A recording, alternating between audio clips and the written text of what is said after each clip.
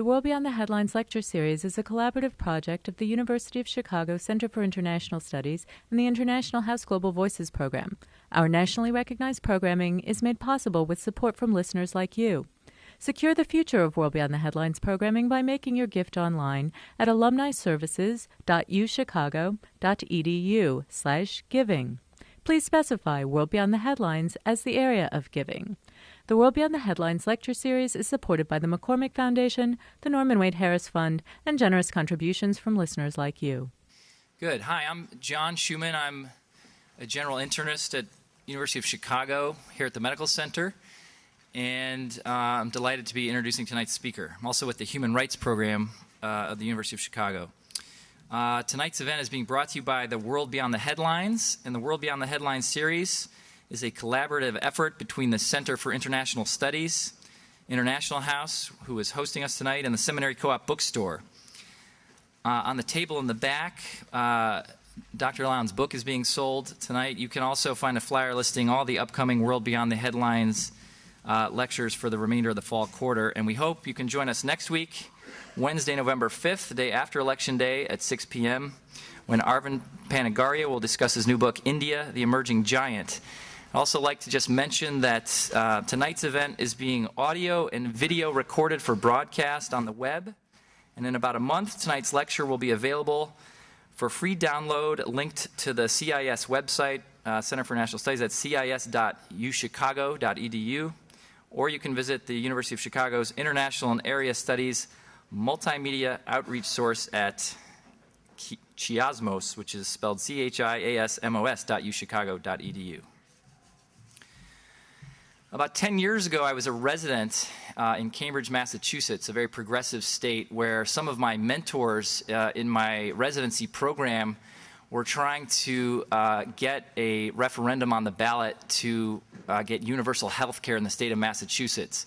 And by a simple yes or no referendum, they were going to force the state, in a sense, to provide health care for all people in the state. And it was a brutal contest. One of my mentors came back. He had been passing out leaflets and flyers and sort of looked at me and said, wow, we were over at the School of Public Health in the medical school area, and Dr. Lown was there with us. I thought, who is this Dr. Lown? I need to know more. Well, Dr. Bernard Lown is a cardiologist. He is a professor emeritus of cardiology at the Harvard School of Public Health and a senior physician at Brigham and Women's Hospital in Boston. He's internationally known just for his work in cardiology, as the developer of the direct current cardio defibrillator.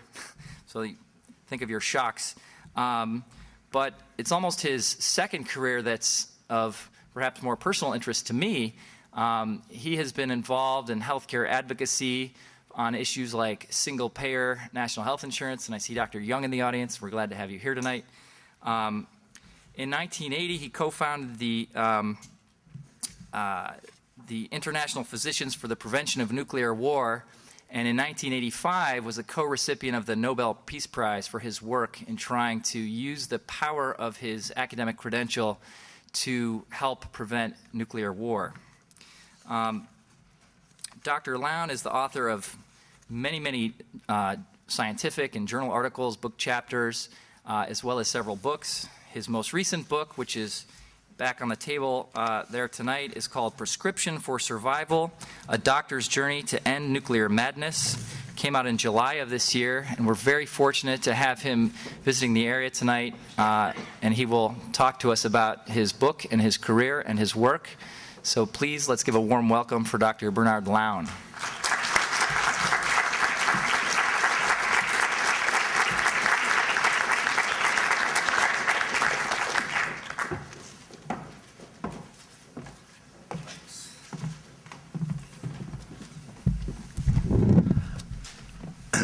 Dr. Shoeman, friends, colleagues, ladies and gentlemen, it's good to revisit Chicago and see a lot of familiar and friendly faces, some going back more than 50 years. Should I identify them?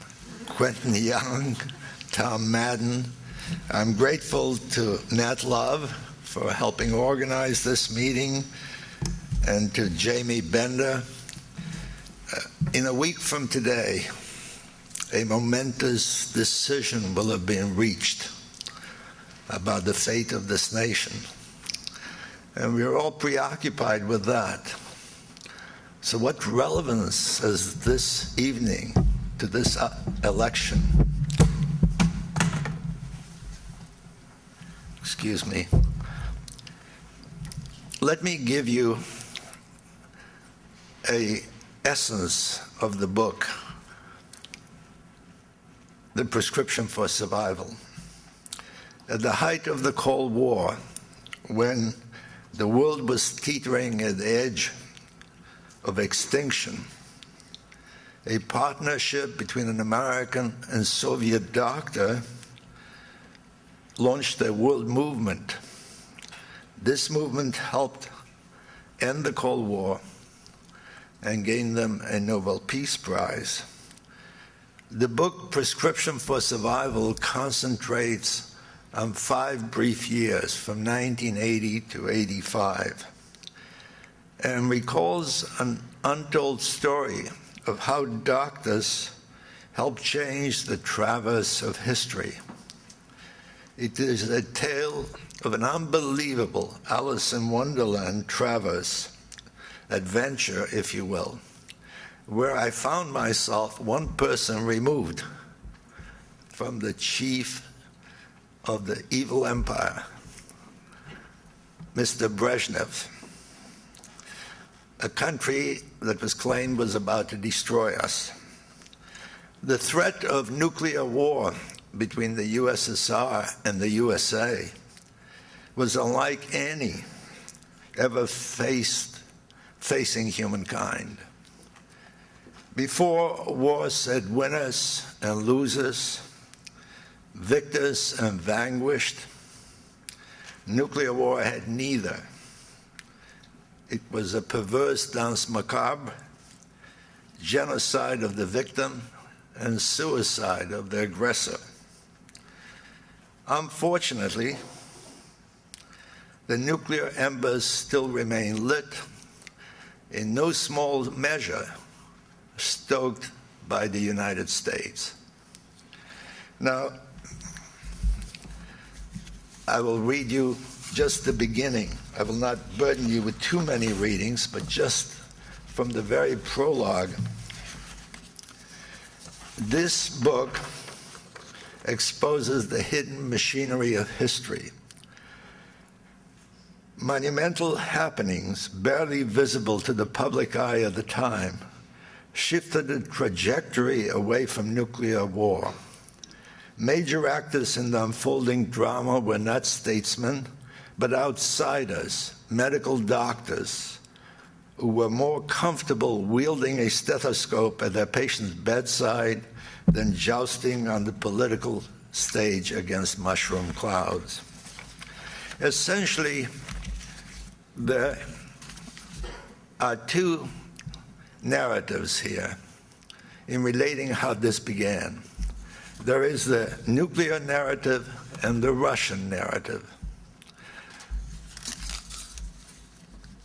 To give you a flow of these unusual events, which began more than 58 years ago.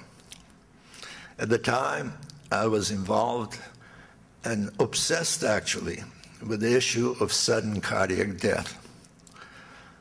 I was reaching an apogee in my medical career, and I wasn't about to become engaged and distracted from this issue, but quite by accident. I listened to a Britisher by the name of Philip Noel Baker, who had just won the Nobel Peace Prize. And he intoned like some Hebraic prophet about the fact that none of us in the hall that night will see the year 2000. I was obsessed by the fact that there was no future for humankind. And I called together a group of young doctors, I being the oldest in that group. I was then 40. And we began to try to deal with how do we confront this overwhelming issue? And being young academics, we decided to do research. And our research involved the virtual bombing of Boston. We bombed it with multi-megaton hydrogen bombs and extrapolated the consequences. And what we learned, though much of the evidence then was classified, that of Boston's 3 million people, only 1 million would be killed outright, 1 million would be seriously injured and would die, another 500,000 could survive if they had adequate medical care. Out of Boston's 6,000 physicians, only 1,000 would be left alive. Now, if a physician had to confront and deal with 1,700 patients, if he or she spent 10 minutes with each patient, they would see that patient for the first time 17 days later. And they had no medicine, no instruments, no electricity, no sanitation. It followed that most fatally injured would never see a doctor to assuage their pain before an agonizing death. And we reached a conclusion that there was no answer that the medical profession had to offer other than euthanasia. But the medical profession was not empowered to kill. For a disease without a cure, the only course was prevention. Furthermore, there was no place to hide. The results we then engineered to have these conclusions published in New England Journal of Medicine. And that was quite an accomplishment because at the time it was an extraordinarily reactionary medical journal. The consequences of these articles, excuse me, was intense. In fact, the military turned to us for information. We received 600 reprint requests from the military. They wanted to engage us as consultants because they claimed we knew more about the medical consequences of nuclear war than anybody alive then. We received worldwide publicity and helped awake the public to what was confronting them. It launched the Physicians for Social Responsibility as an organization speaking out about this issue. We proved that doctors had something significant to contribute in the nuclear debate.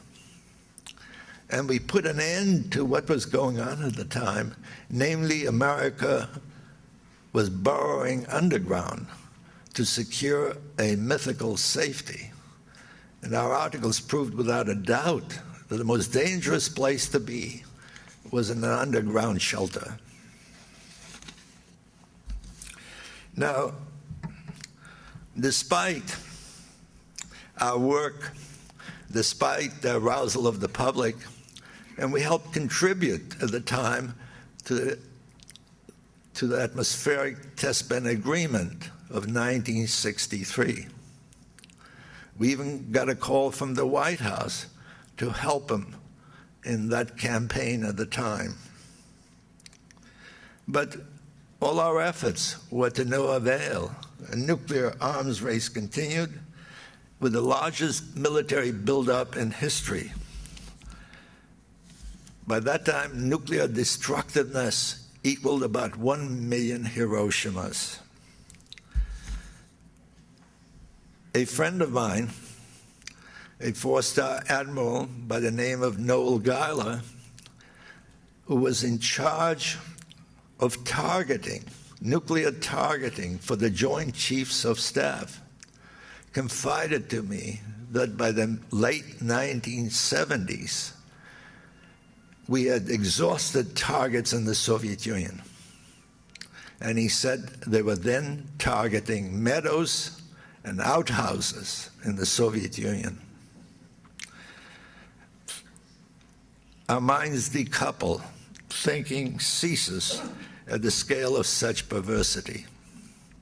So I was prepared, but abandoned anti-nuclearism in the 70s during the Vietnam War. And there is another connection, and that is the Russian connection. I mentioned earlier that I was involved with the issue of sudden death. And sudden death is the leading cause of fatality in this country. It claims more lives than all of cancer, and someone succumbs every 90 seconds from it. Yet the medical profession at the time was indifferent to the issue because it was deemed as the consequence of a massive heart attack for which nothing medicine had to offer. My own view and the experiments I then carried out indicated it was an electrical derangement of the heart rhythm and could be reversed and could even be prevented. It was, in fact, an electrical accident of hearts too good to die. But the NIH wouldn't provide any support, and as I said, there was great indifference to this issue. I had a wild idea that if Russian cardiologists could help focus American attention to this issue. Remember, in 1957, the Russians launched Sputnik, and a few years later, Yuri Gagarin circled the globe. And it created consternation in this country. Great psychological depression that the Russians, who were technically so far behind and scientifically so underdeveloped compared to us, would beat us at this game. So my reasoning was quite convoluted, if not Talmudic. I thought if I could persuade a Soviet cardiologist to become involved in sudden death, the NIH would open up its coffers and I would be on my way to stardom. And one other thing that compelled me was, some of you remember Van Cliburn. Van Cliburn was a nobody until he won the Tchaikovsky competition in the Soviet Union. He won it with enormous chutzpah. He played Tchaikovsky's first piano concerto in Russia, and he won this glorious prize and became a folk hero in the United States and had a ticker tape parade in New York. I pretended and hoped to be that Van Cliburn in cardiology. Now, one is reminded of a remark of George Orwell. Some ideas are so stupid that only an intellectual could have thought of them. The connection with Russia began in a very improbable way when I made a guess on the basis of a pair of shoes. The year was 1966. There was a Congress of Cardiology in New Delhi. I was standing near an elevator. A well-dressed young man was approaching. As I looked down to the ground, I saw a pair of scroungy shoes. I say, he must be a Russian. And I say, are you a Russian? He said, yes, yes. And I immediately pounced on him to discuss with him the issue of sudden death and would he invite me to Moscow to lecture on it. And he said, of course. And it turned out to be not just an ordinary cardiologist, but Eugene Chazov, who was the leading young cardiologist in the Soviet Union. He was a doctor to many members of the Politburo, including Brezhnev. Indeed, he invited me to come to Moscow, and 2 years later, I was there to address a huge audience of doctors and I couldn't see beyond the third row because of the pall of smoke, and they couldn't hear what I was talking about because they were talking to each other. And I was utterly dismayed and disappointed. And essentially what they told me is this is a capitalist disease. It doesn't exist in the Soviet Union. Because we live in a dog-eat-dog society of enormous competition, enormous psychological tension. And here I saw some fat man smoking away, drinking a lot of vodka, and I left the Soviet Union thinking I'll never go back. 4 years later, I received a call from the Soviet embassy to consult with somebody quite ill in Moscow. I wasn't eager to go, but then I received a call from the White House, the Nixon White House, urging that I do go because of the Nixon-Brezhnev Accord, which permitted consultant interchange in medicine. When I arrived in Moscow, I saw a patient who was dying of kidney failure. I know very little about kidney disease. I was again astonished. It turned out they had no interest in what my judgment was about this patient. They were eager to get me to Moscow because they realized the magnitude of the issue of sudden cardiac death. And in order to expedite my coming to Moscow, they looked around who was sick, who was very important. And if that person has had, a tumor, I would have been the leading surgeon to extract it. Now, this began a very interesting collaboration. It ended up between the NIH and essentially Chazov's Institute in Moscow. And I was one of the leaders in the studies on sudden cardiac death. And it was 10 years of close work and the developing forging of trust. Now, during this time, the accumulation of nuclear weapons continued, and we had roughly 16,000 megatons, we and the Russians.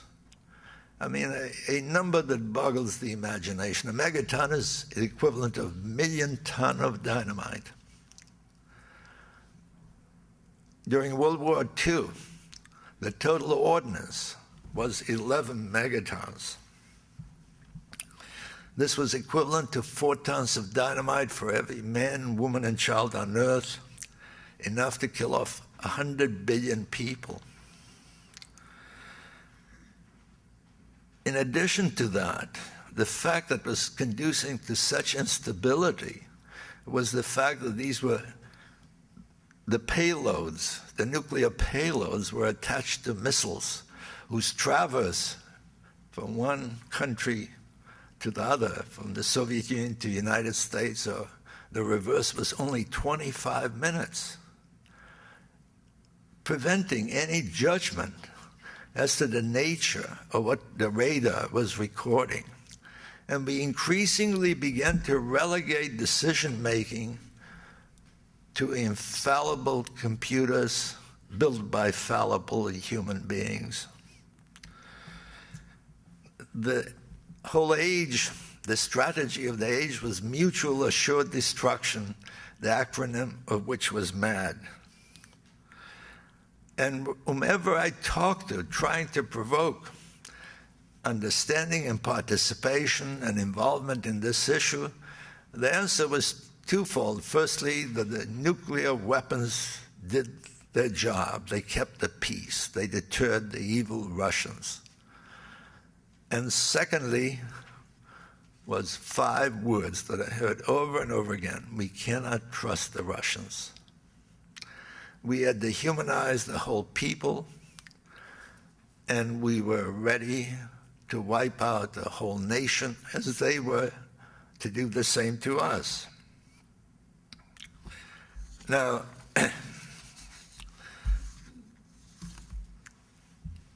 I thought that we physicians could begin to foster trust and demonstrate that we could work together.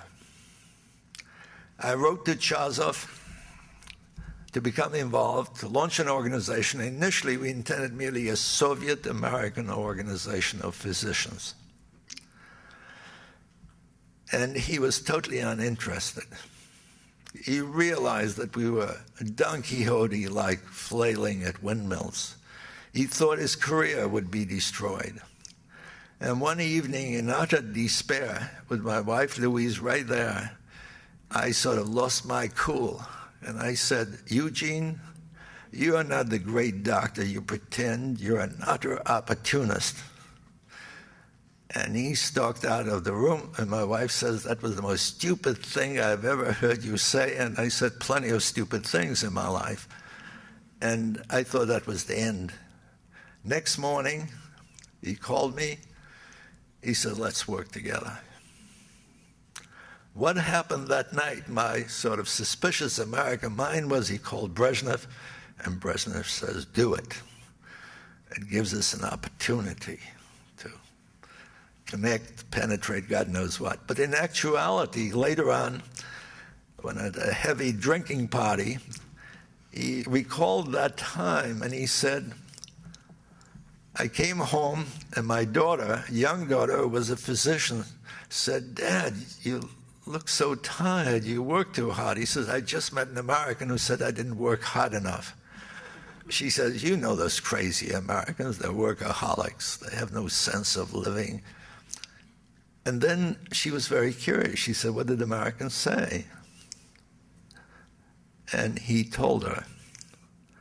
And she thought for a while, and she says, Dad, I agree with the American.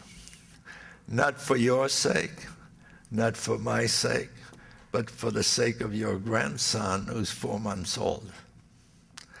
And that night, he spent a sleepless night, he said, and the next day he said, let's work together. Now, doctors were well equipped by virtue of a shared traditions, shared language, shared literature, shared values. And in fact, if you look at the history of the Cold War during the height of it, American and Soviet doctors played a key role under the aegis of the World Health Organization in wiping out smallpox. And that saves 1.5 million lives a year.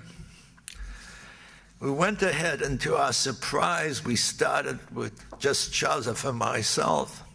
And within 5 years, we had 150,000 members worldwide, eventually to grow to 200,000 in 70 nations. Never in history had an organization burgeoned so rapidly. What we did was, in retrospect, seems impossible, phenomenal, wild in every aspect. We had an annual World Congress in some city in the world. These congresses were huge. The first one we had in Washington began with 70 people. The 6th Congress in Cologne had 6,000 doctors participating. The congresses were cultural events. We attracted leading political leaders. We got an annual message of greeting from the Pope. We were driven by runaway imagination of our membership. We engaged, you name it, we did it.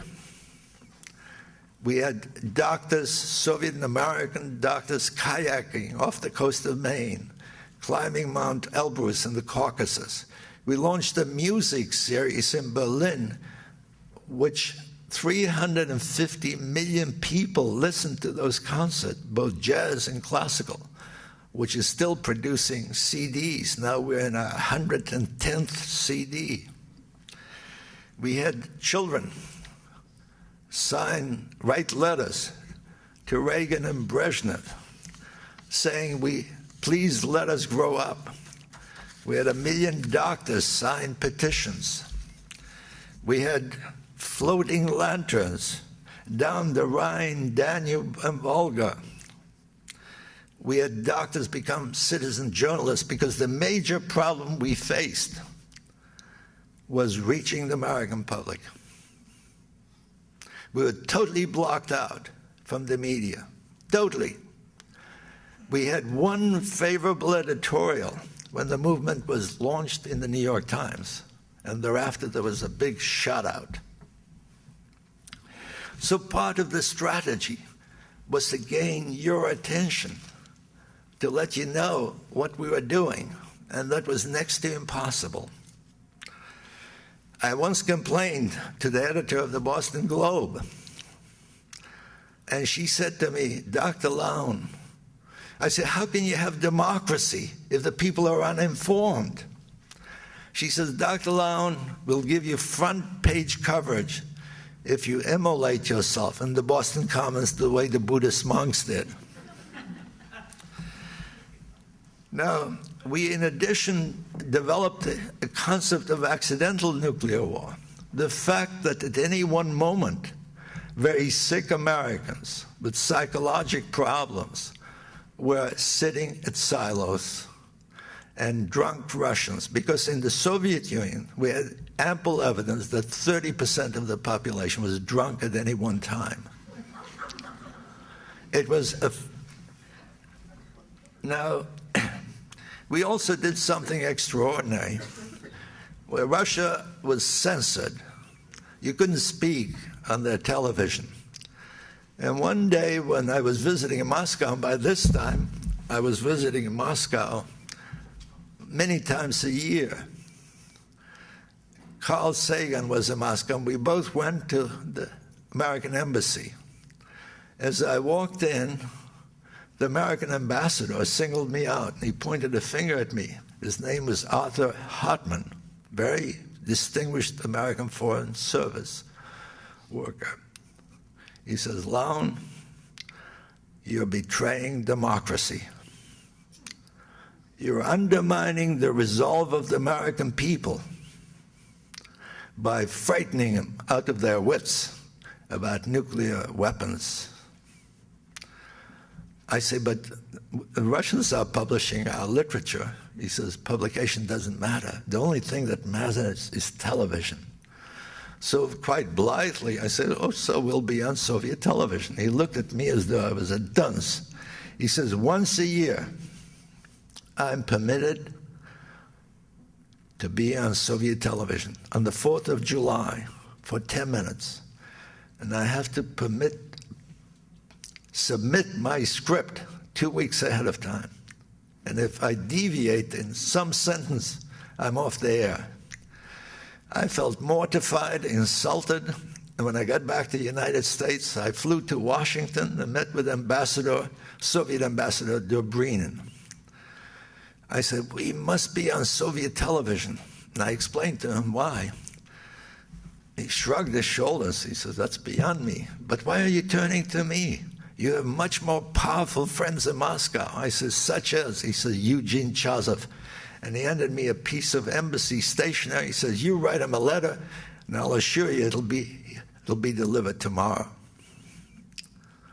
I wrote Chazov a letter, and Chazov replied, we'll be on television on June 26th, 1982. That happened to be the day when a World Congress in Cardiology was convening in Moscow, and he knew that I and some of our colleagues will be there.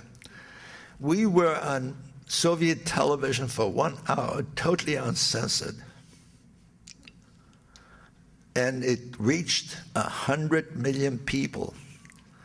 It was rebroadcast over 11 time zones. When we flew that video to the United States and tried to have it shown at the same time in the United States, none of the major broadcasting outlets, NBC, CBS, CNN, they refused to look at it. We were willing to give them a scoop before this, to broadcast at the same time as the Soviets. When sometimes later I was in Holland lecturing, I encountered a Soviet professor of medicine. And she said to me, Dr. Lown, this was a remarkable broadcast. Nearly everyone, not nearly, she says, everyone in the Soviet Union watched it. I said, you're a scientist. What is your evidence? she says, during the whole hour, my teenage daughter, Masha, did not receive even one telephone call. We went further than merely talking about the threat. We outlined a policy of how to deal with it, and we called it the medical prescription. And the logic of that prescription was very simple. Begin with deeds rather than indulging negotiations. Stop negotiating. Because by that time, the US and the Soviets had had 3,700 negotiations, and no progress had been made. In large part because those were secret, and they had military people doing the negotiating. It was unlikely, without people knowing what's going on, without the locomotive of history being decoupled, the train was not moving. Our suggestion was, let's begin with deeds and let people's movement compel reciprocation, and then call in the specialist. Never let specialists in when you're dealing with policy issues. Call them in when you're dealing with minutia once the big political decisions had been reached. And fortunately, the Soviets, or especially Gorbachev, listened to us. Now, you might think that this type of work would have received not praise, but at least not an onslaught, such as we got from the United States and Western Europe and NATO countries. We were reviled as KGB dupes, as communist apologists, as people who were undermining democracy, as I already mentioned. President Reagan refused to meet with us. We were regarded as pawns of the Kremlin. When we received the Nobel Prize, nobody from the US Embassy showed up. And the one redeeming aspect was that I received a letter from that great American, Linus Pauling, who received 2 Nobel Prizes. And his letter was a treasure to be framed. It was one line. He wrote, "Lown, exclamation mark. Don't be upset. No one showed up for me either, period." The Senate passed a resolution, 243, sponsored by Alan Simpson and supported by Robert Dole, Alfonso D'Amato, and New Hampshire Senator Humphreys, to ask the Nobel Committee to stop the award. NATO launched a big campaign led by Helmut Kohl, who appealed to the Nobel Committee to rescind the prize. And what happened then is fate was smiling at our movement, because German television confronted the head of the Nobel Committee, a very wise Norwegian by the name of Jacob Sverdrup.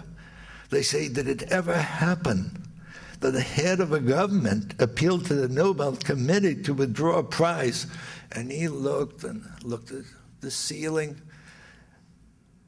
and looked puzzled. He said, oh yes, Adolf Hitler. Adolf Hitler asked that the prize be recalled for Karl von Ossietzky, the great peace activist who was floundering in a concentration camp where he died. When this was broadcast in Germany, the Germans lost all their fervor in opposing us. The book is full of such narrative tales of what transpired. And one of the interesting things that I still find difficult, if made into a movie, would be regarded as far-fetched. During the Nobel Peace Prize activities, there is a press conference. And at the press conference, as 200 reporters were primarily assaulting Chazov in words that were unbelievable, that he was a cad, a rogue, a thug. This very distinguished Soviet physician. And it was bedlam, and I was chairman of the meeting. At this point, I saw somebody raise his hand, stand up, and fall over in cardiac arrest. And fortunately, the place was full of doctors, too. And resuscitation began. Chazov and I were the first to begin to resuscitate, but the press wasn't interested in resuscitating something. They were interested in getting an image, so they pushed the doctors away to get an image of the dead man lying on the floor. Well, and then I saw rolling in the various instruments that I developed. I found it hard to believe, and we couldn't resuscitate him. I was nearly in tears because that became symbolic of who we are, what we tried to do. And I then said, when facing a medical catastrophe, doctors of diverse backgrounds, of differing cultures, and opposed political persuasions cooperate to save a human life. They don't care whether the victim was saint or sinner. They respond without hesitation to a human being in distress. The world is now similarly threatened with sudden death.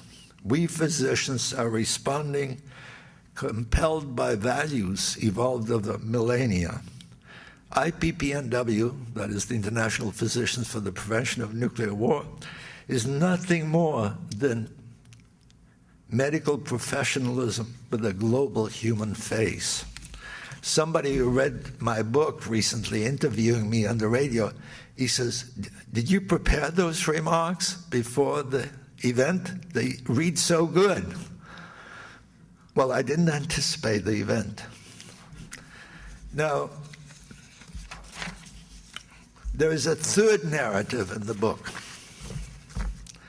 And this third narrative is a mystery, a Le Carré-like mystery you'll have to resolve by yourself. There are a lot of clues. And that is the fact that I was a victim of McCarthyism. Harvard would not reinstate me. I had a lot of difficulties. I spent several years jobless. And certainly the FBI, the CIA, the NSA all knew about it. Yet, interestingly enough, they attacked IPPNW mercilessly, but not their vulnerable leader. Why? Well, you have to read the book. I'm not going to give away the punchline, but merely suggest that in 1982, the nearly inception of our movement, I received a letter from the Boston Catholic Archdiocese saying that they have developed a new peace medal, and I was to be the first recipient of the Cardinal Medeiros Peace Award. Now, that is extraordinarily curious, because the Boston Archdiocese was noteworthy for its anti-communism, and here I was engaged in dealing with atheistic communists. Furthermore, there were a lot of people in Boston, far more distinguished, and did a lot more for peace at the time than I ever dreamt of. Of interest is the fact that once I received it, I was the first and last recipient of it. So I call this chapter, "The Catholic Church Defends My Left Flank." Now, what is interesting, and what I'm divulging really for the first time, is the fact that in 2001, IPPNW appealed under the Freedom of Information Act to receive its record. The Cold War is long over, and we received this document. And this document looks like that. Every page, there isn't a word in this document Every page is like this. You may photograph it. Yes. It goes on like that. Here, better one. Now, 3 years ago, I wrote and asked for my record, and I received this letter, which I won't read you because it's full of Kafkaesque gobbledygook. The document meet the criteria for classification set forth in subgroup paragraph B, C, and G of section 1.4, etc., and remains top secret and secret. These documents are classified because their disclosure could reasonably be expected to cause exceptionally grave damage to the national security.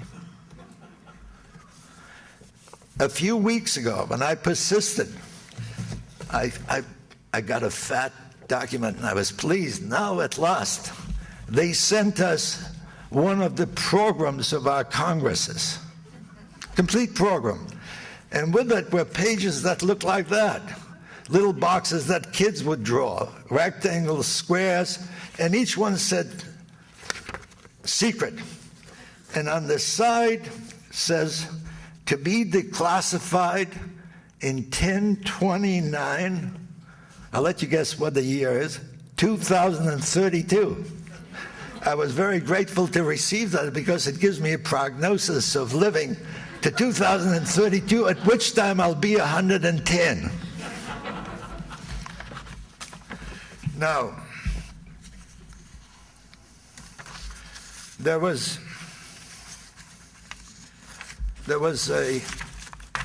I stopped in the midst of the story. The Russian, the person who had a cardiac arrest was a Russian correspondent. And as the doctors were leading him out, the American doctors insisted that he had another electrical shock. And with this electrical shock, where the chances were nearly zero, his heart began to go back to normal rhythm. He had a stormy course and he recovered. And this was another part of the miracles that happened. And curiously enough, this cardiac arrest gave us prestige and recognition in Europe, which we lacked before. Norwegian press, which was vehemently opposed to the prize, the next day came in, one person did what all of us couldn't do, one human being. It also led to other positive things. At the time, we sent a telegram to President Reagan and President Gorbachev asking for a meeting. Gorbachev wrote back immediately, whenever you're in Moscow, I'll be glad to meet with you. President Reagan, I'm still waiting.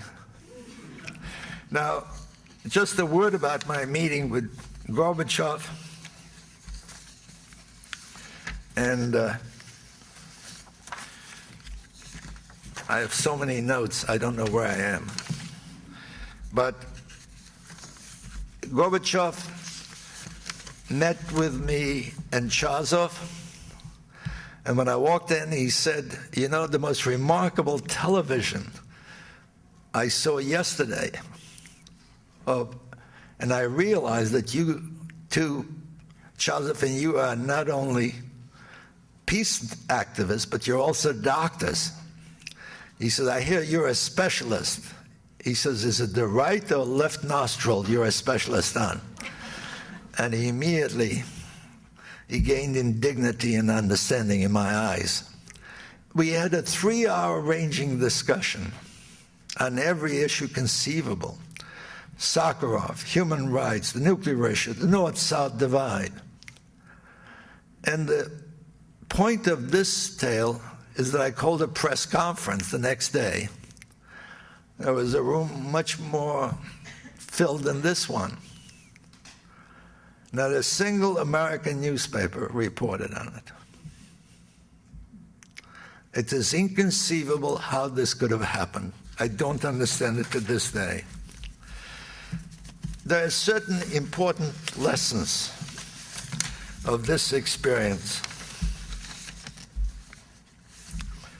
Let me just orient myself. The first lesson is that history is forged, unlike what history books tell us, not by prime ministers, kings, generals, but by people. People make history. I learned it in numerous ways. I'll give you one example. And that is, I mentioned the fact that we had no possibility to connect with the White House. In the Third Congress in 1982 at Amsterdam, there was a plenary session. I was called out by the U.S. ambassador to Holland. And he says, Dr. Lown, will you read this letter from the White House? It was a letter from President Reagan, who said, nuclear war cannot be won and must never be fought. And I profoundly support your movement. Now, why did it happen? This was at a time when the United States had 5,700 peace organizations.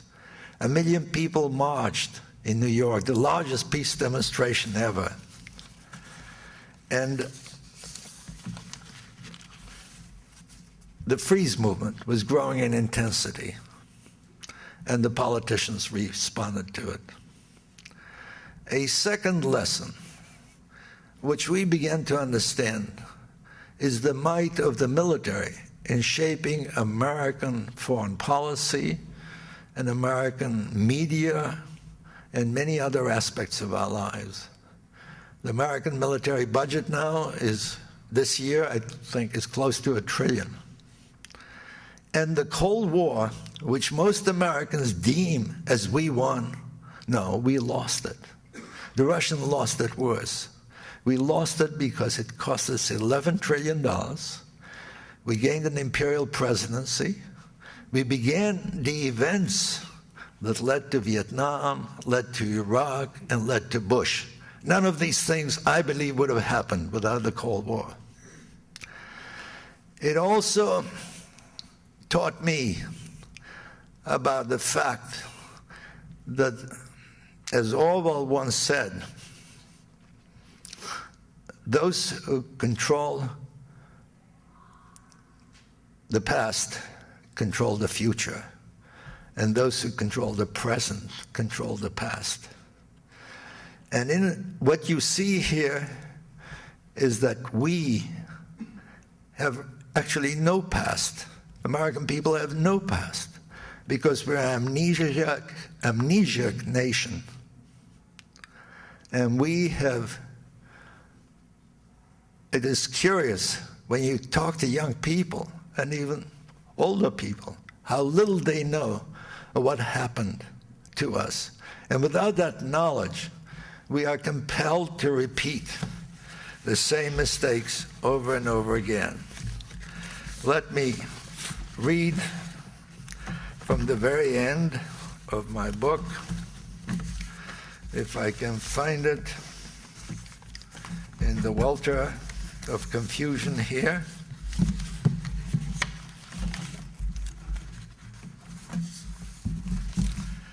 And I'm going to read from the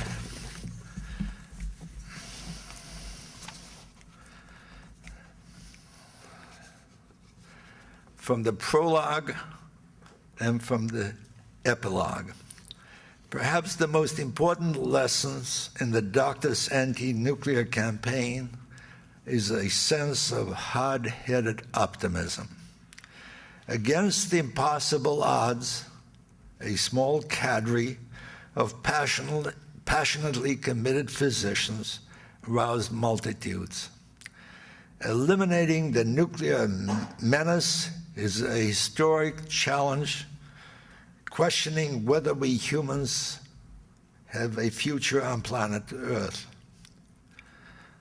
We humans are more in need than ever before of a prescription for survival.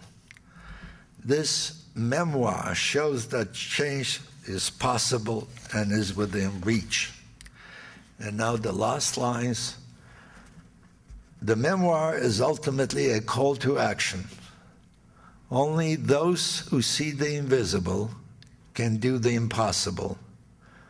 This book makes visible a wide terrain wherein action for another world fit for human beings becomes both challenging and possible. Thank you.